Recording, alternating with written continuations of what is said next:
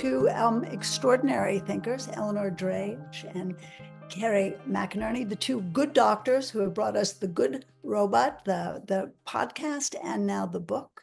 And if you're not fans of the podcast already, I'm sure that you will be by the end of watching this hour that we have together, because the book was inspired by the podcast, which is a series of really, really fascinating conversations with thinkers, all of whom are very aligned in all sorts of different ways with the work that we do at the AI Alliance for Inclusive Algorithms and the Feminist AI Research Network in terms of pro-social AI, designed for good, inclusion at the core of the code, and this whole notion of building community-based AI and building communities around it collaboratively. So all of these things really sort of work together, and these essays are an extraordinary collection from many of our friends and colleagues and people that we just sort of deeply, deeply admire.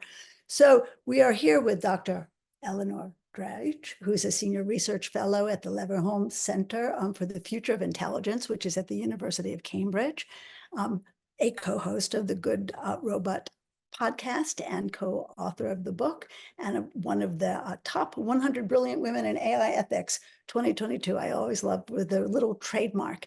And then we have Dr. Kerry McInerney, a research associate at the Leverhulme Centre for the Future of Intelligence, also at Cambridge, and also part of the AI Now good group of researchers and thinkers. So, and co-host and co-author. So we are so incredibly pleased that you're here, that you're going to talk about your book, that you're going to answer some questions. And so without further ado, I'm going to turn it over to you, Kerry, to start the conversation. Oh, absolutely. Thank you so much for that kind introduction. It's really lovely to get to be here with you all. Always lovely to present with Eleanor, my co-host and partner in crime. And I'm just going to share my screen for you all. Can you let me know if you can see the title slide of our presentation? Yes, we can.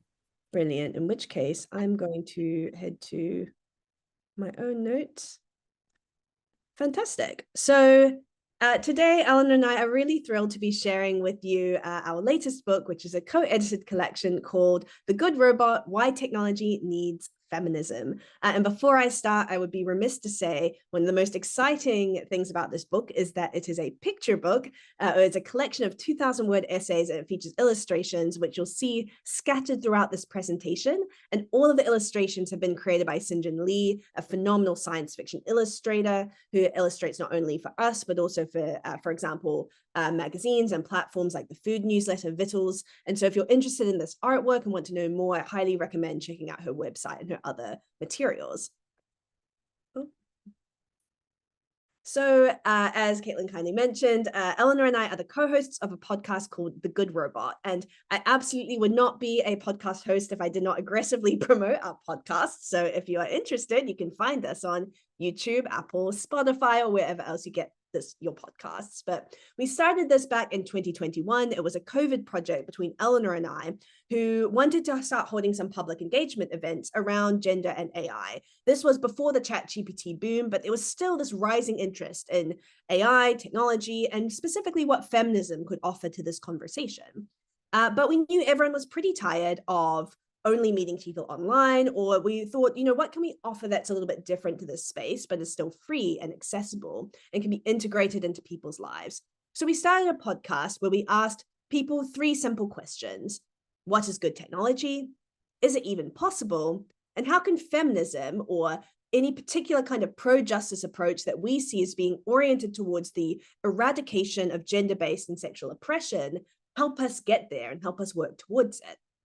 Now that we're multiple years in, Eleanor and I are thankfully much better at hosting our podcast. We struggle significantly less, like sounding like zombies on record, and also at now being able to hold slightly more organic sounding conversations. It's always a bit of a rocky road when you're trying something new, but genuinely, it's been such a privilege to be in conversation with a range of incredible feminist technologists, scholars, activists, community leaders about their particular visions of good technology.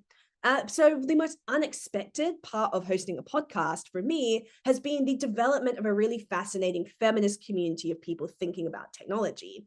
And that's where our book itself came from, which is saying, how do we honor this incredible community we've been lucky to be a part of for the past few years? And how do we give that community some longevity in the shape of a book or something that people can take home and keep long after they've listened to a podcast episode?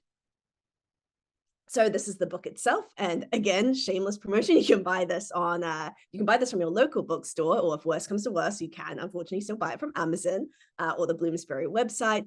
It's about £20, and it's again kind of filled with a range of different essays that we're going to explore in a bit more depth in this presentation to give you a taster. But if you want to get the full experience of it, highly recommend picking up the book itself.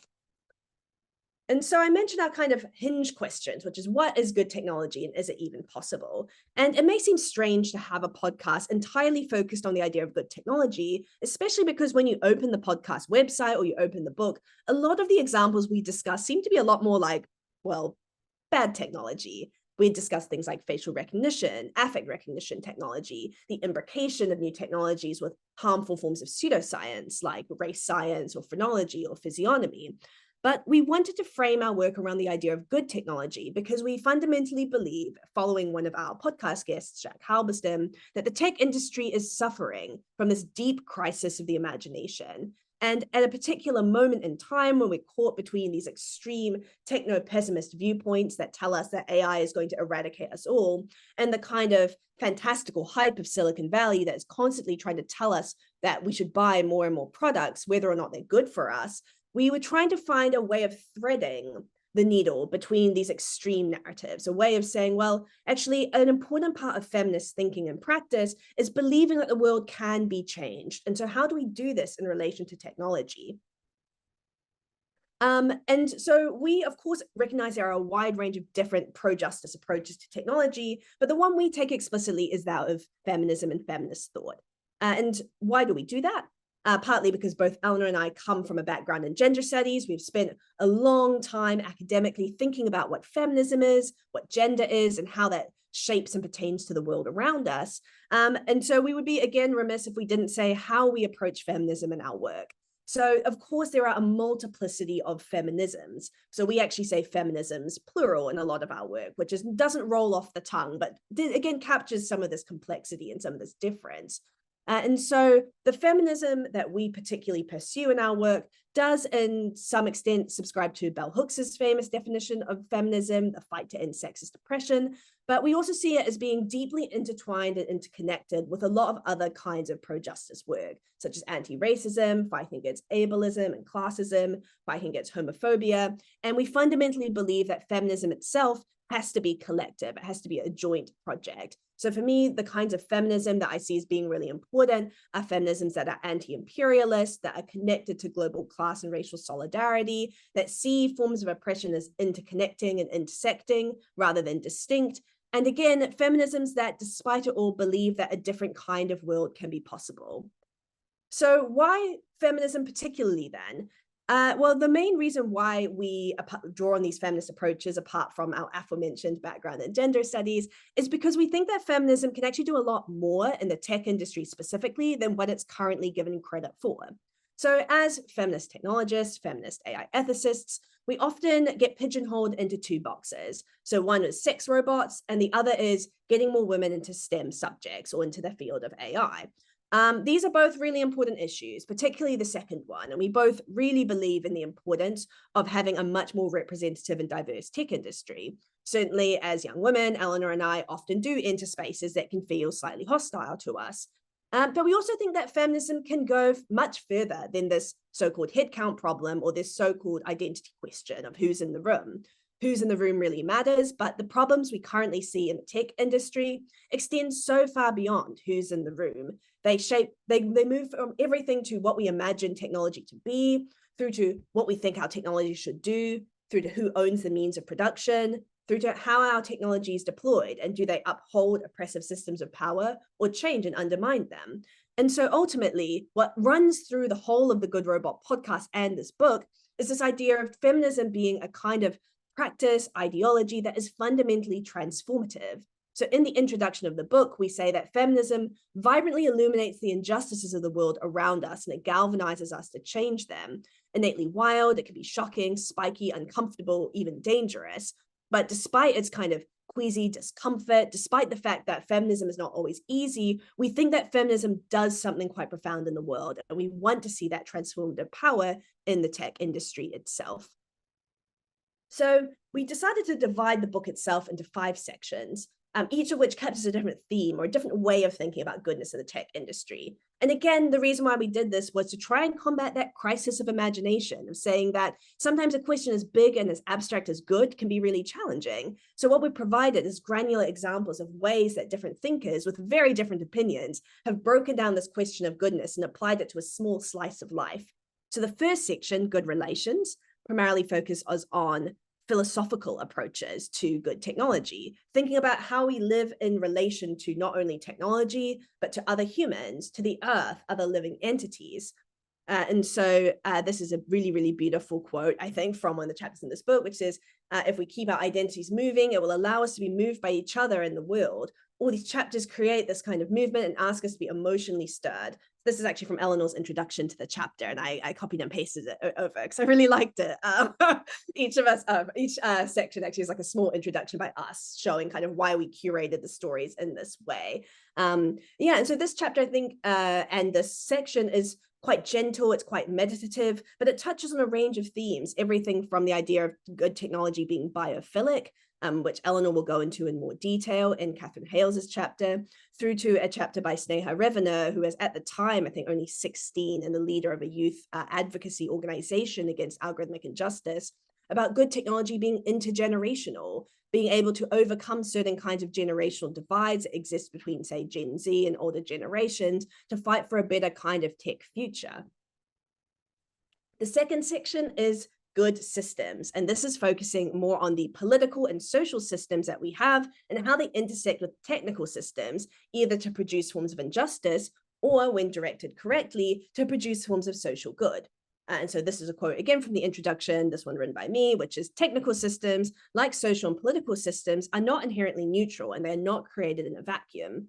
So in this section, we focus more on policy perspectives, on perspectives from within the tech industry that are, again, trying to contest this fundamental belief that we used to hear too often, particularly when we started in this field in around 2020, that AI systems are inherently neutral, and that all we need is to ensure that we use neutral data sets, quote unquote, that we use neutral processes, and that we apply these technologies in ways that aren't necessarily negative or pejorative or that are discriminatory against certain groups. And then we're going to be fine.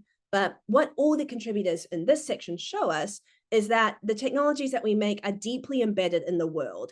And so they carry those same values and ideas. They enhance and exacerbate often forms of discrimination. In order to not do that, they need to be explicitly A, reined in by regulatory regimes, but B, actively directed towards justice rather than being positioned as neutral in the world.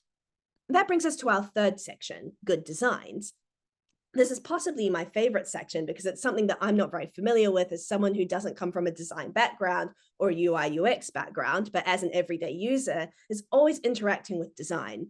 I think design is often much easier to see when it's bad than when it's good. I had a family member who used to design, unfortunately, intersections. And as anyone who drives know, if you drive through a poorly designed intersection, it really does wreck your day. But I personally don't really ever drive through an intersection and think, wow, that was a really nicely designed intersection. I think when things are done well, they tend to not be noticeable. And that's what I really love about this section, is it takes the perspectives of designers and thinkers who are trying to imagine what it means to create these technologies in such a way where their goodness is actively contributing to these positive experiences we have in life. And so in the introduction to this section, we talk about design as both a noun and a verb. So it's the blueprints for products that work well, but also the processes, actions, and mindsets needed to make good technology. So someone who is not actually in the book, but who is a later contributor to our podcast, talks about how ethical technologies come from ethical research processes. It comes from the cultures of development in the lab. It comes from having these kinds of good design processes grounded in those very moments of conception and of operationalization. And this is something I really love, because I think too often, again, the idea of good design is reduced down to who was included in the process, or were the necessary checks and balances carried out. And instead, this whole section reorients this question of design to this constant flow, or this constant motion of needing to ensure that our products are designed for good and for justice. The fourth section turns to this idea of narrative. It's called Good Visions. And so the Leverhulme Centre for the Future of Intelligence, where we work, has long been interested in this question of science fiction and the kinds of stories we tell about AI. So science fiction, we believe at our centre, is this deep driver of the imagination. It profoundly shapes the parameters of what we think is possible when it comes to tech design. So if we are facing a crisis of the imagination in the tech industry, then maybe the commonplace stories we're telling about AI in Hollywood are part of the problem. So Eleanor and I were part of a team that did an extensive study of how AI scientists were represented in 100 years of science fiction film. And we found that only 9 out of 116 AI creators on screen in 100 years were presented as women. And not only that, but the AI scientists on screen tended to fall into these hyper-gendered tropes, whether that was they were sort of a lone, mad male scientist working on robots in a basement, or these hyper-masculine, hyper-sexist geniuses like Tony Stark or Iron Man. And so we were worried that these stories were contributing to the same patterns of gendered prejudice that many female AI scientists and engineers and data scientists talk about experiencing on a daily basis. So in this chapter, we deliberately invited contributors who would push back against these kinds of narratives and say, what does it mean for us to tell different kinds of stories about AI? How do these stories directly shape our possible futures? Who gets to imagine the future? And what kinds of positive visions must and can we have? So Eleanor will go into that in a bit more detail when she talks through some of the essays. But I particularly love an essay by Dr. Kanta Dihal, who is now works at Imperial and teaches their Masters in Science Communication. And her whole essay is on the idea that good technology needs good stories, that too often our stories are treated as secondary or unimportant, when actually they really do have this shaping power in the world. Then finally, we end the book on a slightly controversial, rebellious note. We end on the idea of good rebellions, because both Eleanor and I, even though we try not to overly prescribe what we think people should say on the podcast or what the book should reflect, again, in the spirit of feminist plurality, we try to incorporate quite a wide range of views. And one of those views that we think is really important is the ability just to say no. That refusal itself can be a really valuable and important political statement. We both do use AI-powered technologies in our lives, but we're also interested in political movements that completely reject or oppose these technologies. But something that Eleanor also wrote in the introduction to this particular section, which I really liked, was the way that rebellions can look big and grand, like completely refusing to use a certain technology, unionizing, staging a walkout, but it can also look much smaller and much more granular. So she writes, when we hear feminist rebellion, we may first think of organized feminist political uprisings. But this book is also concerned with the countless small acts in the name of rebellion that have gone unaccounted for in the history books. So this final section of the book galvanizes our imagination by mapping rebellions large and small, and thinking about what a meaningful feminist rebellion might look like in the context of the tech industry and big tech. So I hope that was helpful for giving you a sort of broad overarching view of what Eleanor and I do, how we think about feminism in the context of the tech industry, and again, the structure of the book as a whole. I'm now going to hand over to Eleanor to talk through some of the specific essays and insights and examples. Eleanor, let me know if you need me to click the slides or if you're able to click them remotely. If you could click them, that would be great, I think. Amazing. So we started this, during COVID when everyone was sitting at home and, you have these great philosophers, people that we love, really obsessed with, who were also in their kitchens with their Labradors eating cornflakes like everyone else. And it was a really amazing kind of meet your heroes moment when people just turned out to be so incredibly nice. And I'm, really grateful that Kerry and I do a job where we can reach out to really wonderful, lovely people. And it often can be a glorious echo chamber occasionally, which is sort of what you need, because so much of life is not. One of these amazing people is the person in front of you, so Professor Frances Negron-Moutonat, who I'd worked with before, and she's incredibly cool, based at Columbia in New York. and is a professor of film and a filmmaker who once, when Columbia wouldn't let her use the room that they had initially promised her for an exhibition on Puerto Rican photography, just did it in the corridor instead. And she really embodies the kind of rebellious, you can do this when you have tenure, by the way. I think that if Kerry and I started doing kind of public space exhibitions, we'd be kind of kicked out pretty promptly. So she's really great. And this is I think next slide, please. In the book, she describes an art project that she did where she bought what was probably a stolen ATM, so a cash dispenser from the back of a lorry in Puerto Rico, and turned it into this an ATM that gave out these special banknotes, which were a form of community currency. We have these in the UK, and in Bristol, I think they have one, and a couple of other places. And the idea was that in order to get one, you had to go into the booth and you had to answer the question, what do you value? And it was a project based on getting people to give a different view on what value was. And particularly, Puerto Rico is, with this debt crisis, the opportunity to think, well, hang on, how do I think outside of this value system that I'm forced to inhabit because of our kind of colonial relationship with the states? And on here, you have the images of different people who have been really important in Puerto Rican history, either they're educators or they're activists. And people were really emotional getting these bills. They often cried. Children loved it. And in the end, most people didn't even spend them, even though you could use them in grocery shops. And particularly in areas where people really could have used the additional income. It's interesting to watch that people actually valued having the bills as a form of hope, as a sign and an object with which they could try to imagine different futures. And this is really the value of speculative design. It's so crucial, getting different people to imagine what the world could be like through a different form of a different value system. Next slide, please. Yeah, so just some of these very beautiful bills. And here you go. Great. And when they took this ATM to New York and put it next to the bull on Wall Street, and people really didn't like it. Or they didn't notice it. They leaned against it. They didn't want to go into the booth. They thought it was a form of harassment. They were worried about their personal safety. So you can see that kind of capitalism brings this form of suspicion on these objects that get you to rethink the world. And it was so, why they were so it was so unwelcome to people in New York. Next slide, please. She takes this, one of the things we're interested in this book is taking really interesting, quite radical concepts and getting them to rethink our relationship with technology. Because we're often told, oh, well, AI is inevitable. This is the future we're going to inhabit. You need to just get along with it. And so you're always feeling, you have this engagement with AI where you're constantly anxious, constantly on the back foot, constantly feeling like you don't know enough.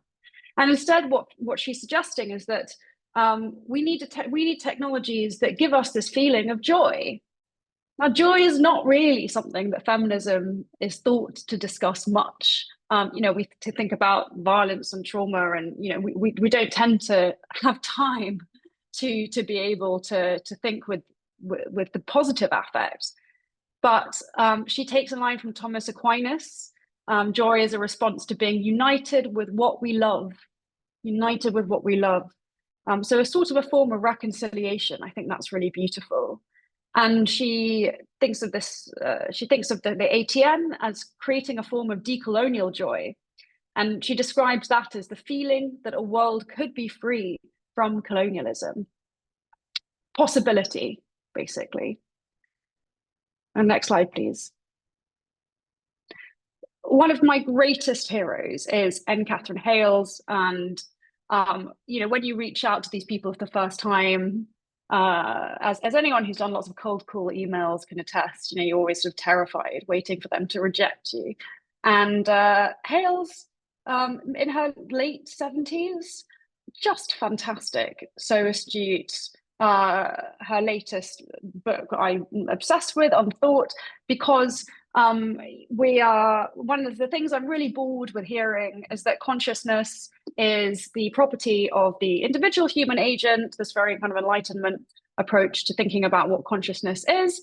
And we're constantly being asked to decide whether one of Google's systems is conscious or not. And it's so boring. Instead, we can think through feminism with people like Hales who say, hang on a minute, consciousness is actually the product of non-human cognizers. So that's non-human thinking agents that support human cognition. So we can see here that human cognition is distributed. And this is similar to the way that we would define intelligence as distributed, as something that is socially, economically manufactured through your extra tuition, through the conversations with your parents, through your health outcomes, all these things that come together to make people appear as something that we would call intelligence. Next slide, please. All biophilia really means is a positive relationship with the environment. And that's how I would define what it means to be environmentally responsible with AI, not simply as planting a tree in your house or offsetting your carbon footprint with a tree, but actually thinking about the environment as a stakeholder. Now, this is totally different. You know, and if you have an investor in your company, you have to give something back to them. What if you think about the environment as an investor, as a stakeholder? And that's what we're trying to do in this EU AI project that I'm doing with, I'm running a team at Cambridge who are building the world's first free online tool that helps companies meet the EU AI Act's obligations. So the EU AI Act, this big bit of European legislation on AI, and we're trying to define these relationships to the environment in a more radical way. Biophilia, though, isn't just, you know, holding hands with nature and giving a tree a hug. It's an uncomfortable, queasy process. And I like to think of plover birds, those little tiny birds that sit in the mouths of crocodiles and pick out the things in between their teeth. And that's a biophilic relationship because the little bird is getting some food and the crocodile is getting its teeth cleaned. But it is precarious to sit in the mouth of a crocodile. And so this relationship is not at all a simple one. It's a very complex, tricky one. And this is what feminism is all about. It's not about sort of simple, you know, easy lovey-doveyness. It's about collaborating with people you might dislike. It's about finding a reason to look towards solidarity, even though it's tricky. And if anyone's ever been part of, you know, activist organizing, we know that very much to be true. I take that from Hannah Arendt's work on, you know, who's a post-war philosopher. We don't choose who we cohabit the earth with. In fact, it's an ethical obligation to cohabit the earth with people that we profoundly dislike and learning to live together. So how do we learn to live together and to work together? That is, to me, also biophilia. And the next slide, please.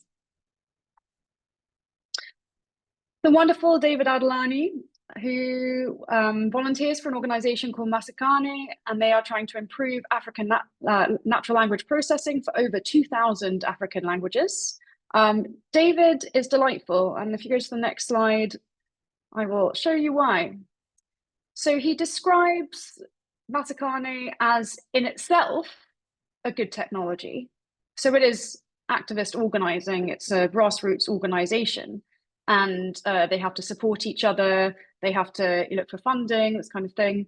And I love that he talks about Masikane itself as an organization of gentle growth, that brings its own joys and challenges. And the way that he talked about, you know, donating time, and you have to be so patient, helping the rest of the team get on board, motivating them. He showed a real dignity in his work that I also saw in Yannicka Parrish, who was the founder of Apple Together. These people who support organizations that do volunteer work, that you know, keep big teams motivated, are really wonderful people, I think. So I learn a lot from them too. On the right, one of the illustrations that was commissioned, I can't remember what it stands for, but you've got the tree sort of moving in that direction. And it reminds me of what Kerry very kindly picked up from the introduction. I talked about the capacity to be moved. Now, this capacity comes from vulnerability, and not vulnerability in a negative sense, like, oh, we're so vulnerable, but we are all born vulnerable to the things around us. We require immediate food from another person, and all through our lives we require infrastructure to support us, to support ourselves. So the capacity to be moved, to be vulnerable, is not something that technology should exploit. And it's a wonderful thing to be moved. So rather than become hardened and need to harden ourselves, we need technology that respects the vulnerability that we all have, and our profound reliance on technology, on each other, on infrastructure in order to survive. Next slide, please. The wonderful Catherine D'Ignazio, who has a fantastic book called Data Feminism. So please read it. I think it was one of those first instances of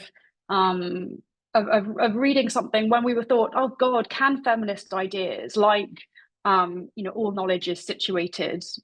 It doesn't just come from nowhere. All knowledge is the production of a person or a group of people or an institution with its own politics.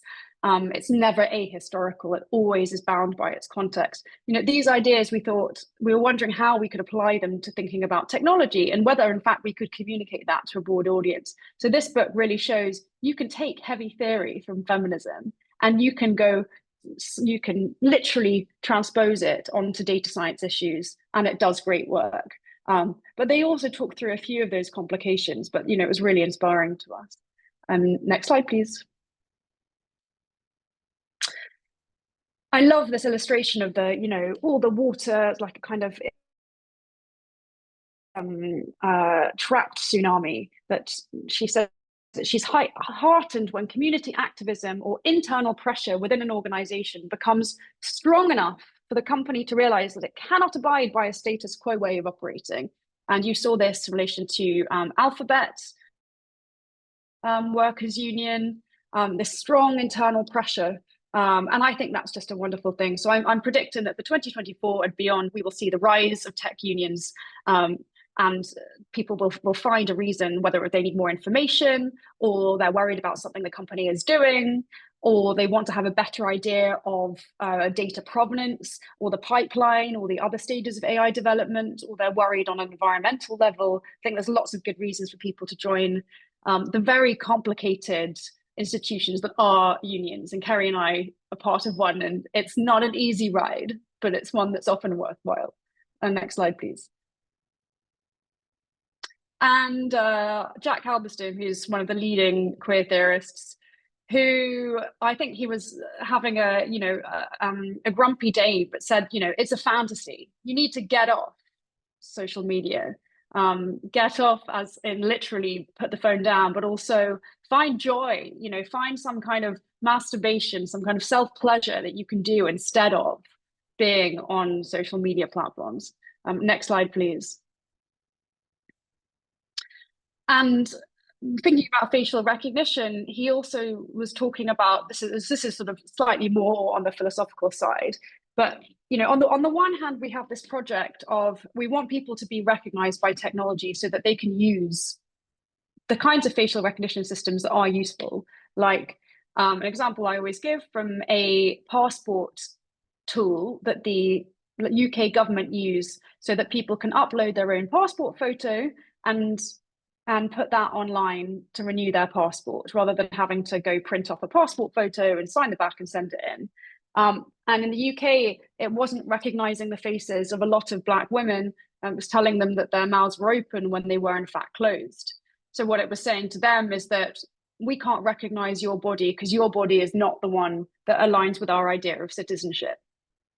So one of the things that Halberstam is also saying is that we don't actually we don't want technology that's better at recognizing bodies. We want bodies that are better at evading recognition.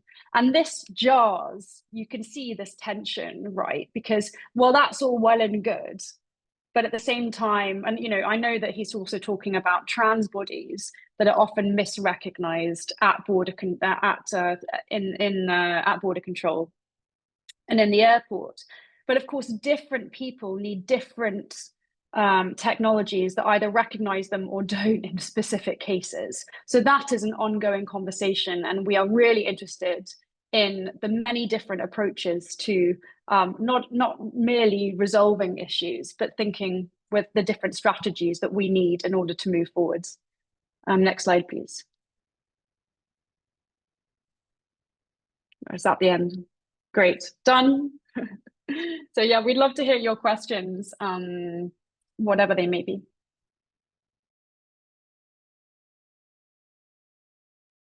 You're on mute, Caitlin. I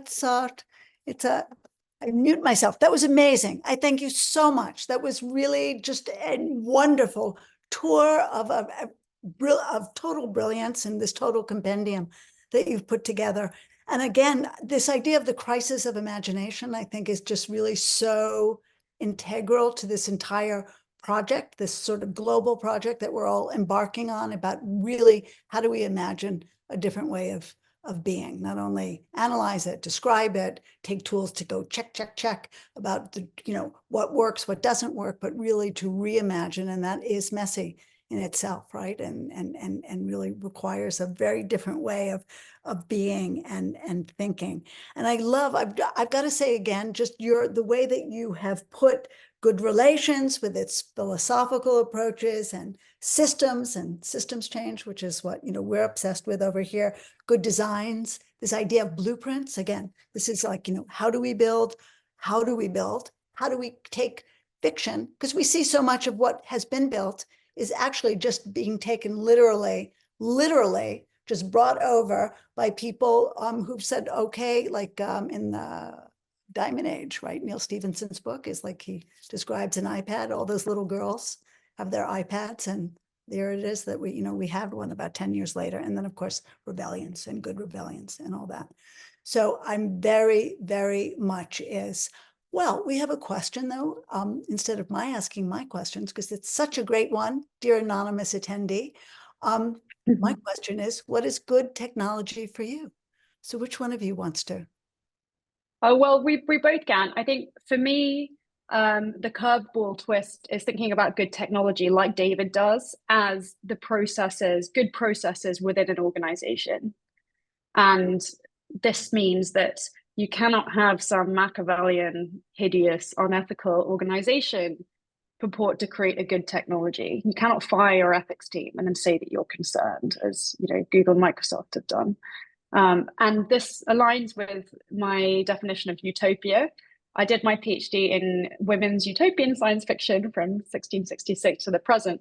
And I was based in Bologna, where they were the only region in Italy to resist fascism.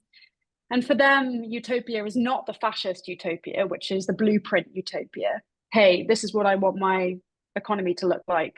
This is the people I want to live in the utopia. This very kind of mapped out, stagnant utopia. It should be one that evolves and is kind and has good processes, the gentle growth thing. To me, that is what makes a good technology. And then Kerry and I will tell you that it's, the other thing is that when I ask other people this, what we want to hear from them is not like, oh, the good technology is the perfect thing. Like I often give the example of a whisk because I can't really think of a negative side of it, but that's really not the point.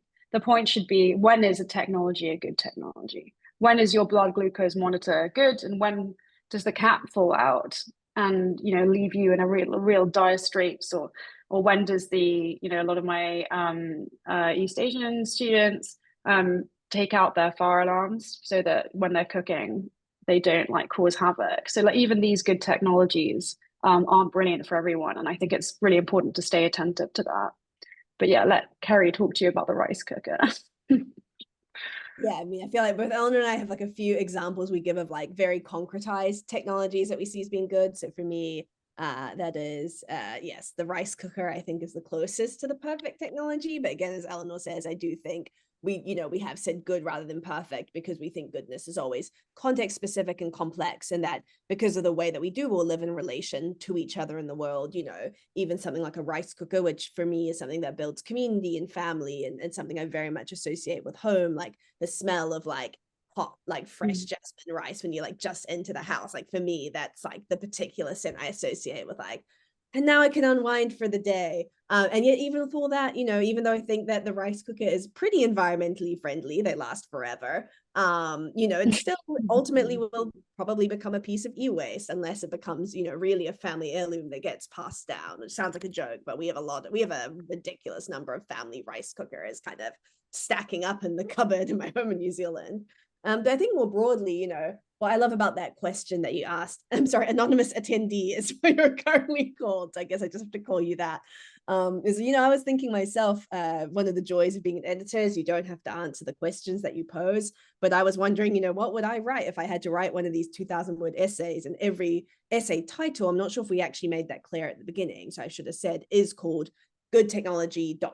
as a provocation around every the way that every essay is structured. And I was thinking, what would I have said, for mine? And I think maybe the one which maybe hasn't been said is something like along the lines of good technology is risky, which is to me, like, I think abstractly, good technologies create new possibilities for connection, for togetherness, for living life differently. But within that, I think comes as an inherent aspect of risk.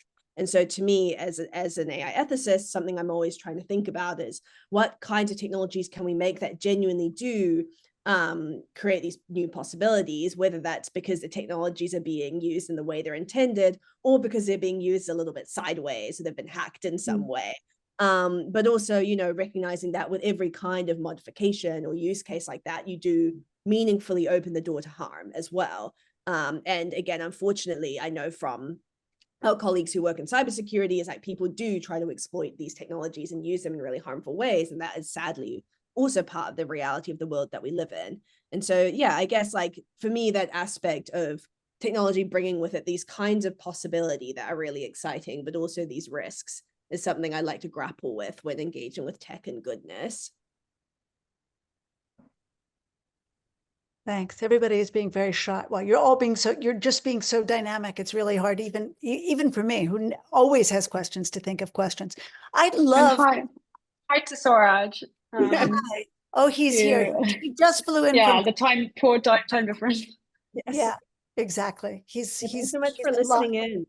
He's a lot on the go. Yes, thank you so much and staying up so late, because really we spoke this morning and he had just arrived from Taiwan. Very, very early in the morning. Suraj is our esteemed colleague who runs our Asia hub of the Feminist AI Research Networks, for those of you who don't know, and he has an essay in this wonderful book. Yes, I think it's fine for me to say about Swaraj's essay that Swaraj's is called Good Technology is Possible, but there are conditions, and I highly recommend reading it. And I don't think Swaraj knows this, and I think it's fine, but Swaraj put his in very early.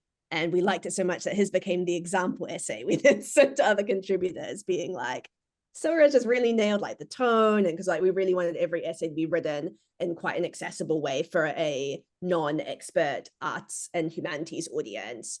And when we got Swaraj's in, we were just like, oh, this is exactly what we wanted. And so yes, Swaraj has actually indirectly inspired many of the other chapters in the book. Yeah, so I sent Swaraj's chapter as a guide to everybody else. It's brilliant. Yeah, I think that's what also we wanted from this is to, if I can't explain, if the book doesn't speak to my mother, it doesn't speak to the right audience. We need it to be something that can be, if your first entrance into these different philosophers or these different thinkers, you've read nothing of the rest of their stuff, what will make sense to you? And part of, I think, our ambition generally in our scholarship is to be able to communicate this stuff to broad audiences like technologists, engineers, activists, all of the above. So so for somebody that doesn't know any of this, somebody who's an engineer, we're going to take a couple of other examples of other essays in your compendium. of, an engineer that really still thinks, maybe is starting to question whether technology is neutral, starting to understand maybe it needs some context, some purpose, doesn't know how to enter into the discussion, what would you have them read first of these essays? Ooh, that's a good question. Gosh, I mean, I might answer that first, Eleanor, if that's fine, but then do chip in, and I think, again, this is not a cop-out. I really do think we designed the book in a way that allows people to dip in and dip out, because one of the big reasons beside both the podcast and then developed it into a book is because Eleanor and I were in this situation where we were part of a research team that was interviewing a large number of engineers and data scientists at a big tech firm. And a lot of the people that we talked to wanted to know more about gender in tech, and they were really interested in it. And we were like, oh goodness, but we can't give these poor people, some whacking great academic book on gender and feminism in tech that they're expected to somehow read and consume after their long day at work.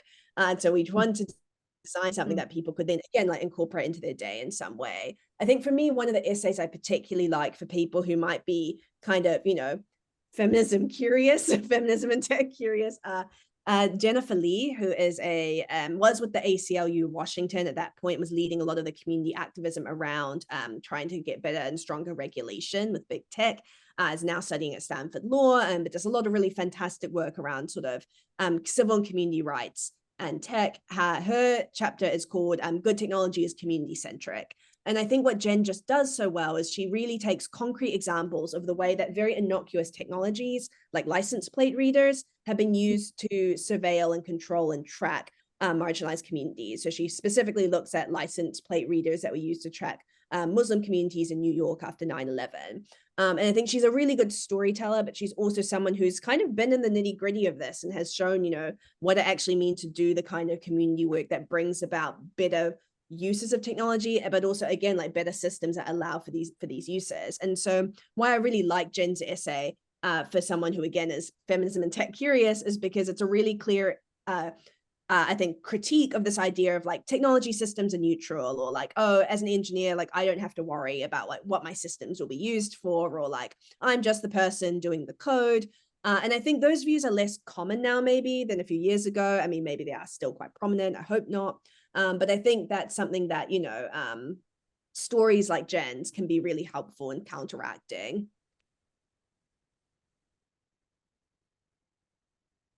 Eleanor, do you have the feminist tech curious an idea, or are you just going to upvote? Well, I was just thinking about the question from Kanisa.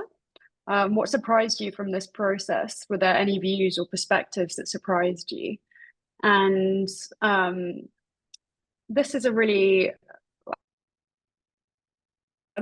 nice question, because I was surprised at how well all the views worked together, even though they're slightly in tension sometimes.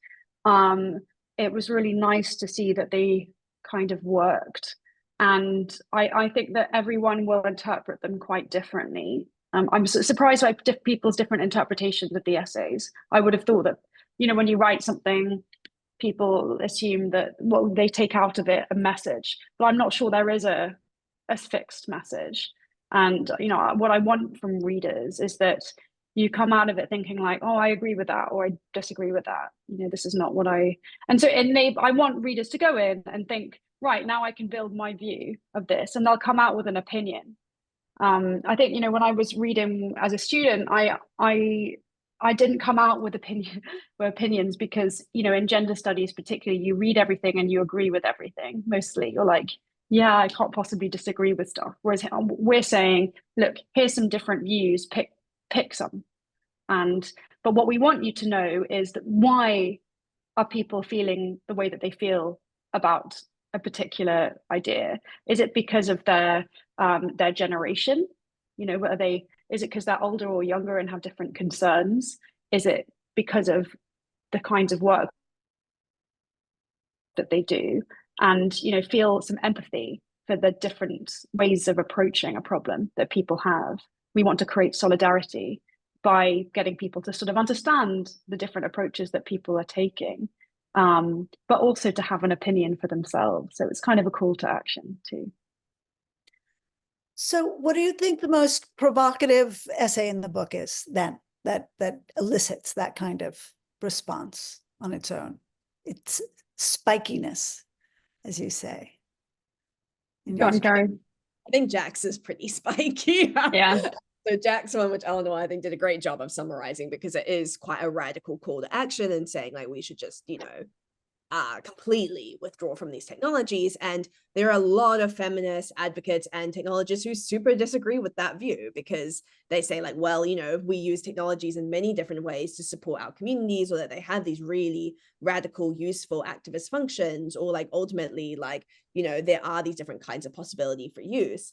And I think that's why, Jack's, we wanted it in there so badly, is because we think that that kind of juxtaposition is really productive. And certainly, this is something that, again, like we are thinking about in our next book that Eleanor and I are writing, which is this idea of feminist frictions, or like what kinds of heat, what kinds of insights are generated from the way it was that these ideas come crushing up against one another and can produce something sort of beyond just each of those ideas separately or themselves. So I think, that is sort of one major tension in the book.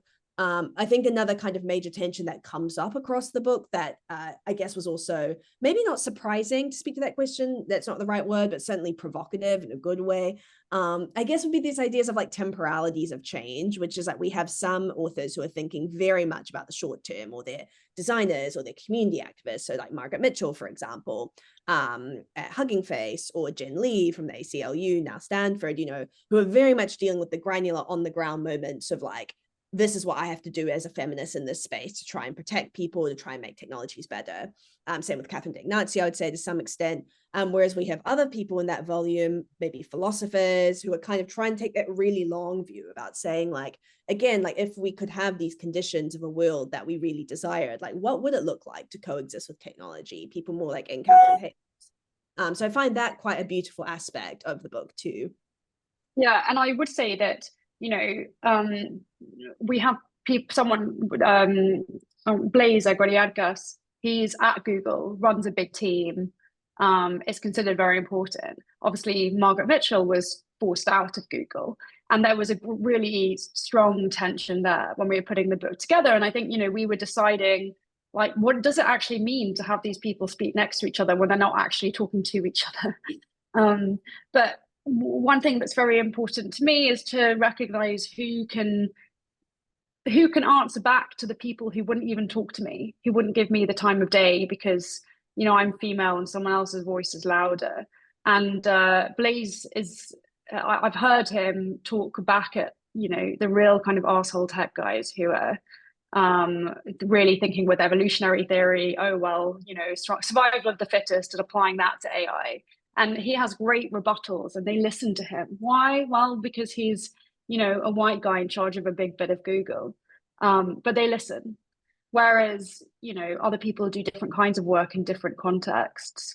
So, it's not a perfect thing. It's not like it's not an endorsement necessarily. But it's a reflection of the complicities and the conflicts and the issues with working together, basically, on these kinds of problems. And that's the sort of the kernel, the core of your new book on frictions. Oh, it's not on frictions. Frictions is a whole chapter dedicated to these specific issues of this new book, which is called Reprogram, because Kerry reminded me yesterday that is indeed its name. We are writing this summer. Yes, the new book is kind of more broadly thinking about, I guess, it's a little bit an homage to d'Ignazio and other feminist thinkers who have like really tried to use feminist ideas to reimagine the tech industry, what tech could be. But we're trying to think about like what the different lessons we can learn from feminist movements and activism and theory across the globe, and apply some of those kind of core principles to tech design and development as a way of, again, trying to map some kind of different path forward for what the tech industry could be. I also just saw Emma's had a question in the chat, which I'm not sure if we have addressed. How can we start a quiet feminist revolution of how we create technology, or a starting point for this? I love the use of quiet kind of in brackets as well. Eleanor, any thoughts on a quiet feminist revolution? I think that there can be loud and soft revolutions. I think we know this from the suffragettes. And Kerry's really the expert. She did her PhD in women's hunger strikes. But I think at the time people were so they were often really off put by parts of the suffrage movement, and I think we could see this now in Extinction Rebellion or these other protests where or BLM. Where there's both the quiet and the non-quiet protesters, and we need both. And who's to say who history will remember as being the ones that really made a difference? So both. We need everyone, all the voices, or even the people that can't speak out and do work in different kinds of way. I think we need to change what it means to be an activist, because that can be a really off-putting label for lots of people. But activism comes in many shapes and forms for people who, aren't necessarily taking center stage and are doing really great work that make things happen, that makes change. That is activism. I agree. I think also, like, often to me what feminist activism looks like is deeply unsexy and involves a lot of administration, and I feel like that is maybe not always acknowledged. Caitlin is laughing. I'm sure you send a lot of emails and that's your feminist practice, but it's like, I think it's like, again, I'm so in awe of activists who put everything on their line for what they do, and it is incredible. And at Cambridge we have an encampment for Palestine right now that's been running for over a month, and I'm incredibly inspired and moved by what I see like the students at our university doing to try and bring about this very tangible change in the world. And so for all of us, like, these acts of big or small refusals or big and small stands for action can be important. But yeah, I think sometimes as well, like activism can be something as simple as spending a long time proofreading grants for people, or I used to, my PhD, as Eleanor mentioned, was in women's hunger strikes, and one of the cases I looked at were the hunger strikes at Yarlswood Immigration Detention Centre in Bedford,